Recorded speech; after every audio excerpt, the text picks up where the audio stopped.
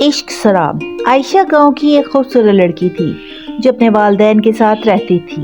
احمد شہر سے آیا ہوا ایک خوبصورت اور ذہین نوجوان تھا جو ایک پروجیکٹ کے سلسلے میں گاؤں آیا تھا۔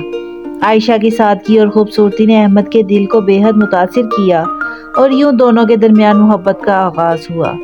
عائشہ اور احمد کے درمیان محبت کی داستان نے ہر گزرتے دن کے ساتھ شدت اختیار کر لی۔ دونوں کے دلوں میں بس ایک دوسرے کے لیے چاہت اور محبت کی آگ بھڑک رہی تھی، مگر احمد کا واپس شہر جانا بھی ضروری تھا۔ شہر میں اس کے والدین اور اس کے بہت سے خواب تھے۔ احمد نے عائشہ سے وعدہ کیا کہ وہ جلدی واپس آئے گا اور اپنے والدین سے اس کے رشتے کی بات کرے گا، مگر شہر پہنچنے کے بعد زندگی کی مصروفیات اور والدین کے دباؤ نے اسے اس قدر گھیر لیا کہ وہ عائشہ سے رابطہ قائم نہ رکھ سکا۔ عائشہ ہر روز احمد کا انتظار کرتی، اسے خط لکھتی، مگر کوئی جواب نہ آتا۔ ایک دن احمد کے ایک دوست سے پتہ چلا کہ احمد کو ایک حادثہ پیش آیا ہے اور وہ زندگی اور موت کی کشمکش میں ہے۔ یہ سن کر عائشہ کا دل ٹوٹ گیا، مگر وہ احمد سے ملنے کے لیے شہر روانہ ہوئی۔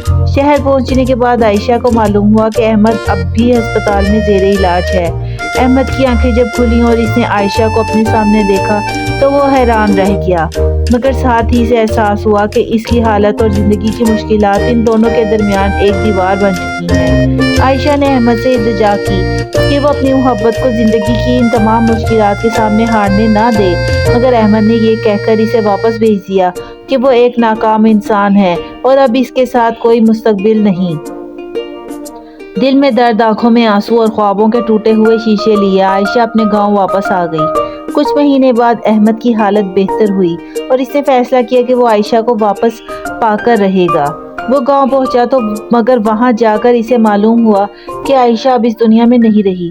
احمد کی آنکھوں میں آنسو بھر آئے۔ اس نے عائشہ کے بغیر زندگی گزارنے کا فیصلہ کیا، مگر عائشہ کی محبت کو کبھی نہ بھلایا۔ وہ گاؤں میں ہی رہنے لگا اور اپنی باقی زندگی کو عائشہ کے بغیر گزارنے کا عہد کر لیا۔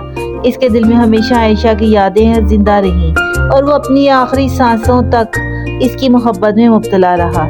یہ کہانی اس بات کا ثبوت ہے کہ بعض اوقات محبت کی شدت اتنی زیادہ ہوتی ہے کہ وہ دلوں کو ہمیشہ کے لیے باندھ دیتی ہے۔